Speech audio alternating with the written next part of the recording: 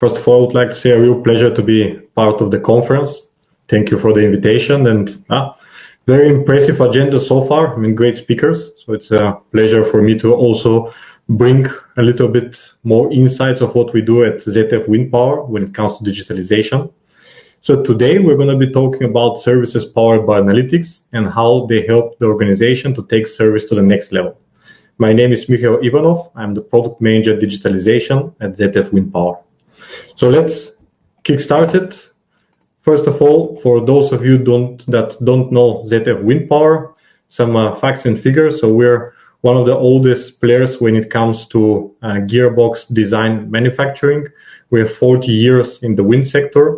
We design, manufacture gearboxes for wind turbines. We also service them, and we're very active when it comes in the domain of digitalization. We have 150 gigawatts of installed power, 75,000 gearboxes globally, and 24/7 global service coverage. Now, when it comes to digitalization, for us, as being as a leading player in the sector, it's very important that we support the customers and we do the right things to bring the sector to the next level. So we are having solutions to reduce the cost of energy by using data. How do we do that and what do we do? We reduce the capital expenditure by reducing the uncertainty in design factors. We increase the power output and turbine availability, enable lifetime extensions, very important topic, and also crucially, reducing the operational expenditures. So that's the why. We're there to support customers and fleet owners. And here it's a bit of on how we do that. So our solutions are enabled by SCADA data and performance data. So we do a life cycle monitoring. We have the digital bird certificate, and then we enrich this with gearbox expertise and life cycle analytics. What is very important to note here is that being part of the sector for many years, we know gearboxes inside out. So having field data from customers and from operations, this allows us to bring the service to the next level with two solutions that we have. One is called the spare part optimization service, and one is called fast return to operation. Now, let me tell you a bit more about those two and how they actually support the sector. The first one, the spare part optimization service, it's meant to reduce inventory costs and to improve the service planning horizon for customers. So doing that, we bring tangible benefits by allowing customers to actually have a longer bandwidth of knowing which parts are needed when. The second one, the fast return to operation, it's reducing the lead time to repair and it's reducing the maintenance costs. So that's how we bridge the gap of what we would like to do and why we do it, why we do digitalization for the sector. And here now we start to talk a bit more tangibly about solutions that we have out there in the market. Now, let me tell you a bit more about starting with the spare part optimization service. Now, the idea of the slides that you see here, it's really to give you a flavor of how does it work, show you a bit what customers actually see and how they use it. And of course, at the end of the sessions, we have some time for Q&A so that you can also ask if something is not clear or how we can make this happen and support you. So, spare part optimization service. So it's lifecycle monitoring based on SCADA data. So an important message here, and also for the other service that we have, so customers don't need to install any new hardware. So here, for example, we use the SCADA data in order to enable the solution. So it works by using design models. So this is the internal know-how at ZF Wind Power and SCADA data to calculate the consumed lifetime for every major gearbox component. And as I said, there is no extra proprietary hardware needs to be installed up tower. So it's a solution that works based on an existing data, based on the algorithms that we have. And it can also integrate with wind fleet management software. So we can interface for direct integration to share data and to also share analytics results. So there is no extra monitoring tool that is needed, but in fact, we can already provide the solution and we can connect with an existing solutions as well.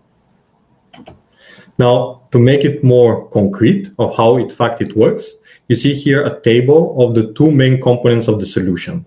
So first of all, you see the consumed lifetime. So this is the first component. It's based on SCADA data. Then how it works is that we have the SCADA data, and then we load the design models. This is our internal expertise. So how it works, that once they are loaded with the field data, then we can actually very reliably analyze what is the consumed lifetime based on a component level. This first box here, the consumed lifetime, is very important. I like to give the example from the automotive sector. Let's say if you have a vehicle, a car, this first part will tell you what is the mileage indicator. It will tell you how many miles the car has driven. It will tell us what is the consumed lifetime of the gearbox components. What is also very important, now if you know where you're standing today, what is your consumed lifetime, what is then the remaining? So this is another very important component. How we do the second piece is that we have a very rich service intervention data. So we have sold, as you saw, many thousands of gearboxes out there. We have a lot of information from how they're being serviced, on what can go wrong, etc. So we enrich this with the service intervention data from the specific customer and your specific fleet. And then we make a classification based on our domain knowledge, meaning that we know what are the failure modes, we know what can go wrong with the gearbox, and then based on this, we will make a recommendation for the fleet on the remaining lifetime. So the two components actually bundled together, it would give a spare part recommendation. So now this is how the two are actually connected. We know where you're currently standing with the consumed lifetime, and then we also make a reliable analytics based on which parts would be required for the fleet. Can show you an example how this looks like. So here you see some dummy data to illustrate, but the solution looks very similar to the one that we have out there for customers. So spare part recommendations. Here we have an example with two gearbox models. We have the EH802 and the EH804. We see here exactly what the customer would see using the solution, the number of turbines, we see the gearbox ID numbers, and we see the commissioning date. What you see on the right is a forecasting period. So in here, we have done on the picture a 3-year forecasting period. This is something that is dynamic, meaning that the person that uses the tool can also play and make it for 2 years, 4, 5, etc. And based on this forecasting period, for the gearboxes in scope, we see some solutions and some amount that is needed. So a concrete example would be, let's say if you have this fleet of turbines and gearboxes, based on how they're being operated, based on commissioning date, the service history, intervention data, etc., we see that in the next 3 years, you would need, for example, one, in here, let's imagine that the solution one is that you need one complete new gearbox to be kept in an inventory. So this here would actually provide the information for what inventory is required, which would then reduce the lead time because a planning can be done upfront. And also very importantly, what the digitalization allows here is to also know which spare parts are needed for the fleet and what period of time, so that the appropriate planning can be done. And if, for example, an up tower repair it's possible, then the right components would be in stock and will facilitate for that.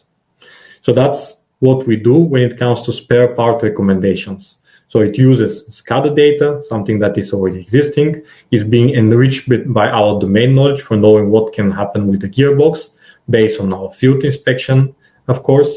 And then it gives a concrete solution of what is needed for the wind park on what time period. So that's the first solution that we have. Now, the second one that is also here is the fast return to operations. So what does this mean? So very similarly, what we typically do is that we start with a problem statement. So we know that the gearbox is a critical wind turbine component. We know that the existing value chain is fragmented and reactive. So to give an example, let's say for a wind park that has a condition monitoring system on it, let's say a CMS system, depending on the customer operations, it could be that the CMS supplier is one company, then the monitoring is done by another one, and then the service, let's say, is done, in this case, by a different company. So what something goes wrong with the wind turbine, then there is a lot of players that are involved. You can already see that 3 or 4 different companies might be involved in the process. And many times today, this is a manual process, meaning that from something, let's say a light is blinking in red, for the moment this happens to a solution, there will be a couple of parties, emails being exchanged, a lot of manual processes that in this case are leading to lost revenue, high emergency repair cost, and ultimately an increase in the levelized cost of energy. So starting with this problem statement and then putting in place the gearbox expertise and the digitalization know-how that we have at ZF Wind Power, we have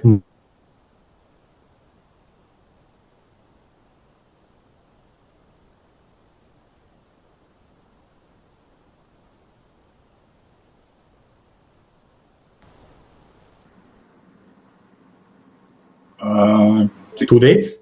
You fell out a little bit, Michael. Oh, sorry, Carsten. Where you lost me?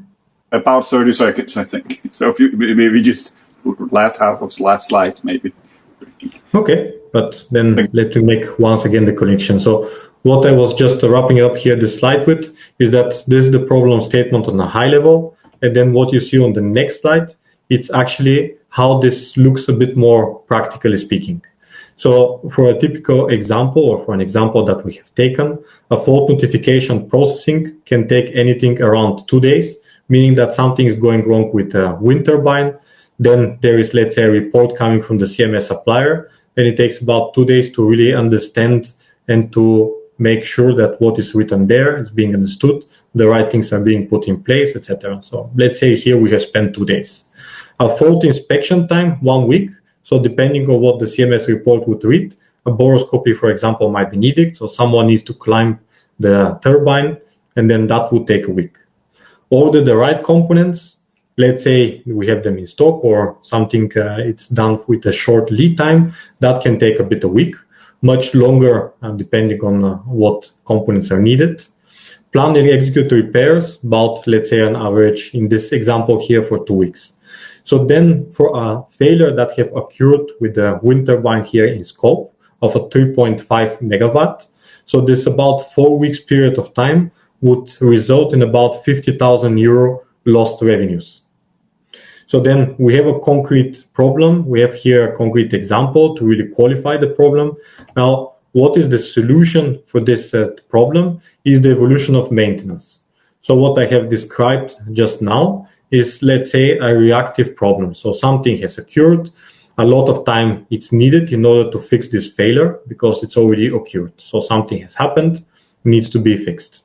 So this is where the process and the maintenance starts from. But if you see on the line all the way to the right, the evolution of maintenance allows us nowadays to speak about a prescriptive maintenance. And this is what the solution today I'm going to demonstrate is at ZF Wind Power. So we use artificial intelligence to actually avoid predicted failures. How do we do that?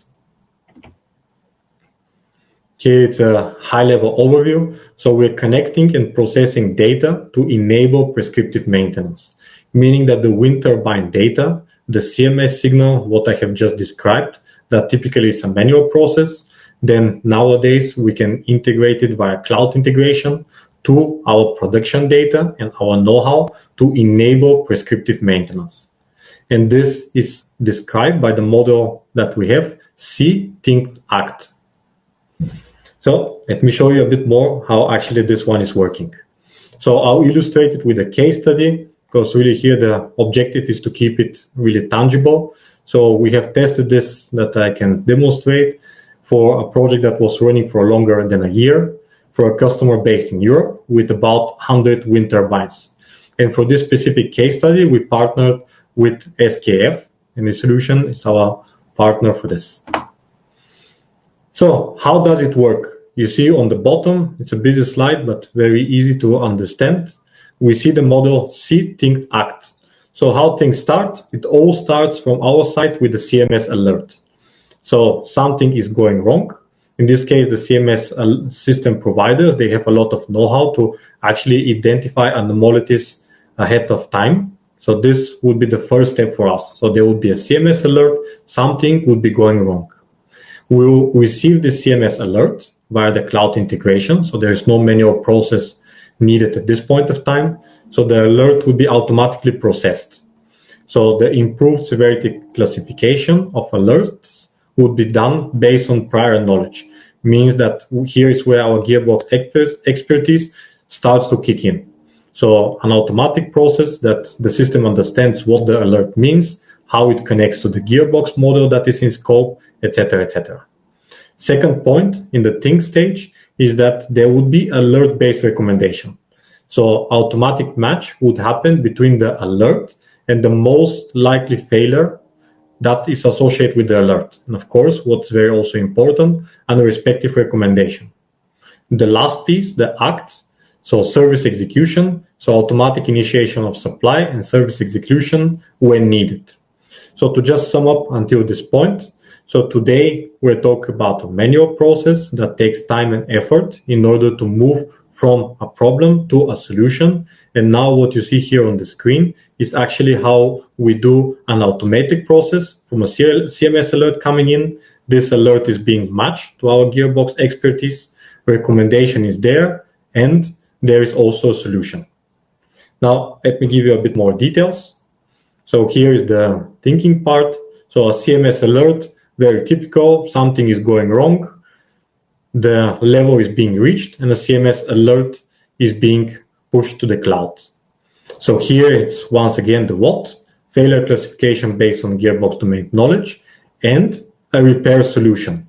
Means that in the past, what would be needed in order to climb the turbine, to make, for example, a boroscopy, to understand what is actually the problem, why there is a CMS alert. Now you're looking at a solution that tells you, okay, here is what the alert is, and here is what are, for example, the spare parts that are needed, and here is how this problem can be resolved. So where the spare part location is also available, and the turbine location.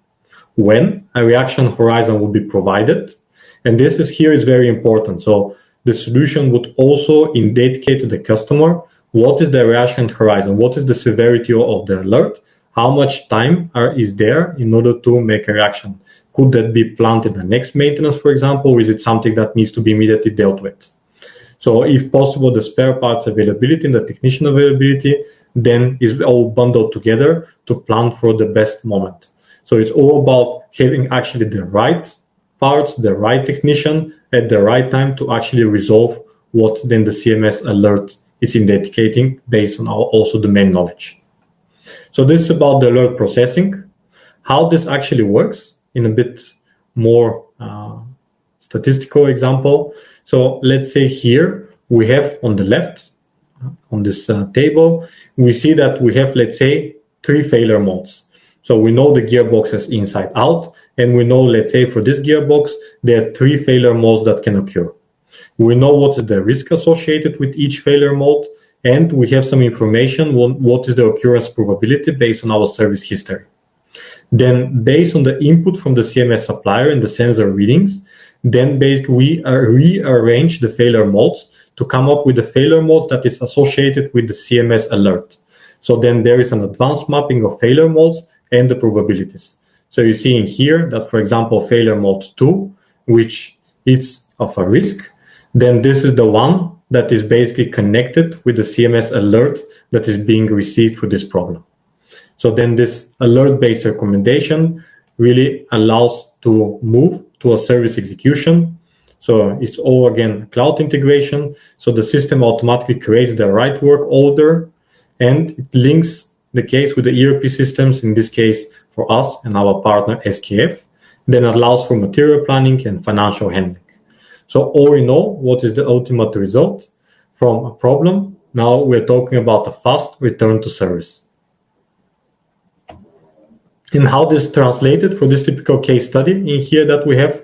So for the customer that is based in Europe, has 100 gearboxes. And then as I mentioned, so for something was running for over a year.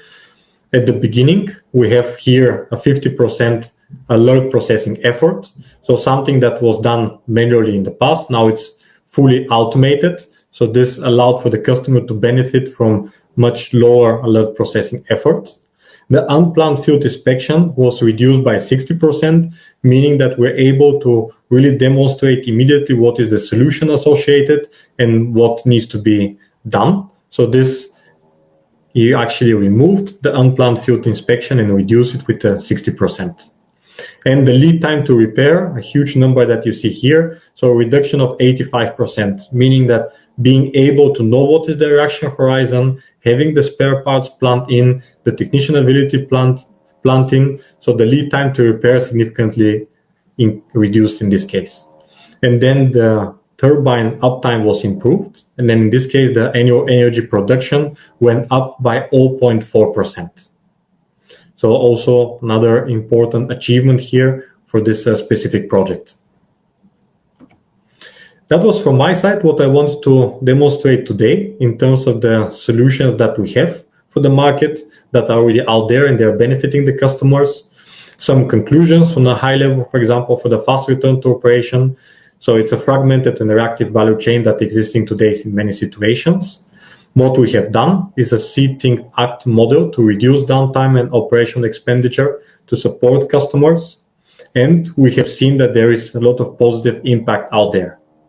So overall, for the two solutions, part of our digital portfolio, we have seen so far that it's going well. It's supporting customers. We have received a lot of positive comments, and it's something that we're looking even further to support the industry with. So thank you for listening in. And I think at this point, Carsten, maybe I open it for questions and answers. I think we have about 7 minutes, so that should be enough to cover what everyone has in mind. Thank you, Mega. Thank you for a very interesting presentation here. Let's see. So again, if anybody has any question, please put it in the discussion button. You click on the button and you can type in the question there. Make sure it's on public and private, or you can also use the Q&A.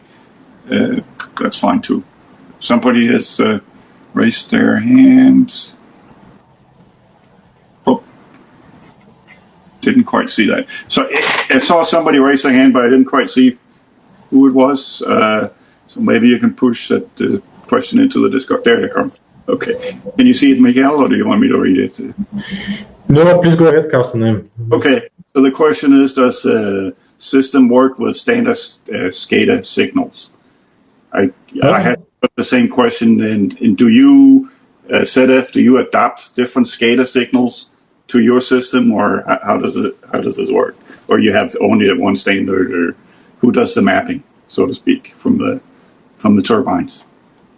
No, very good question here. I would say that this one is quite easy. So we are using a SCADA standard SCADA information. We have a template to support basically for the data transfer to happen in a structured way. But we work with what is there in the market. And for example, for the spare part optimization service, we used power and speed. So I think this is something that is available in all SCADA systems that are existing out there. So we do the mapping from our side. So the customer doesn't need to really spend extra effort to do advanced mapping and coding, etc., etc. So this is something that we fully support, and so far we have not seen any issues with that. And so the follow-up question here is if this service is available only for your own gearboxes, or do you also support other gearboxes, and can you predict for any third-party gearboxes? Yeah, that's a question. Yeah, very good question. So what I would say that nowadays, and as you can see, a lot of it is based on our domain knowledge. So the solution works best, of course, on the ZF portfolio. So this is the entire ZF portfolio. So we have also the Hansen and the Bosch, of course, into it. But then at the same time, when it comes to some components, we can also consider, based on the relationship that we have with the customer, to also extend some of the solutions to other gearbox types. So then for other gearbox types, it's really depending on the models and the customer relationship that we're having. Of course, then the solution itself, we need to be very clear on this one. We know our gearboxes best. So the reliability model is the highest when it comes to the ZF portfolio. When it comes to other gearboxes, we can also support the customer, but then we need to have a specific conversation on what is basically the expectation there. Thank you. I had a question. So you have the data coming from the wind farm, I suppose, supplied to you by the wind farm owner. What do you push after your system has processed, you have your internal process that release orders and so on. But is there a dashboard for the customer, and do you push data back to their dashboard, and is the data integrated with their systems, or is it a separate dashboard? Oh, very, very good questions coming in here, Carsten. Also, it's a good one. Again, it depends a bit on the customer operations. So what we have from our side, we have a customer portal, and we do have dashboards. So, for example, the solution that we have seen, the first one, the spare part optimization service, what you have seen on the screen is actually a screen grab from a dashboard. So the customer can log into our portal, they can see the history there or the parts, they can play dynamically with the window that they want the prediction to be done for. At the same time, if the customer has an asset management software, then in this case, we can also push data in. So that really depends on what the customer wants and how we can do that. And it's the same for data acquisition. So for example, some customers today, we use a VPN or a secure FTP in order to get some of the information. Of course, if, for example, a customer has an APIs that we can obtain the SCADA system information automatically, that can also be done. So we're quite flexible. The goal here is to support the customer. So based on what fits best their strategy, then we can enable that. Good, very good. I think Giuseppe Ferraro also had a question on if you're willing to partner with advanced analytics and monitoring system providers. I guess you meant, Giuseppe, he meant other providers of system monitoring, I guess, if you take signals in from others. So, Carsten, I didn't capture this question. I think what is meant is if you only take in signals from your own system, or you do it from other providers of monitoring systems. For example, what you have seen here on the second example, we partner with SKF for the CMS system. So in this case, as you have seen, so we at the moment are not a CMS supplier and a provider. So then we partner with CMS providers out there. So for example, we can work with any CMS supplier that is out there in the market. So we can obtain the data from any player. So here I have given the example with SKF, but if there is any CMS supplier that is out there that has a hardware, we can also work with those signals. So we are very flexible in this aspect. Okay. And also it's the same for the asset management software. So for example, we can work with different companies. I think digitalization was very important here to talk about the right partnership. So at the ZF, we are very flexible to partner with the right companies to deliver a customer solution. Excellent. So if anyone out there in the audience wants to partner so that we can deliver a nice recommendations for the customer and support the sector to grow, for us, we are very flexible to consider that. Thank you, Miguel, and thank you again for a very interesting presentation here. And I think we are ready to move to the next session. So we will give you a virtual applause here, and so thank you. Thank you. An applause for everyone that joined in. Thank you very much. Thank you, and there's a few down there in the bottom as well. I see that. See you in the next session. Thank you. Yes, everyone. Have a nice rest of the conference. Bye.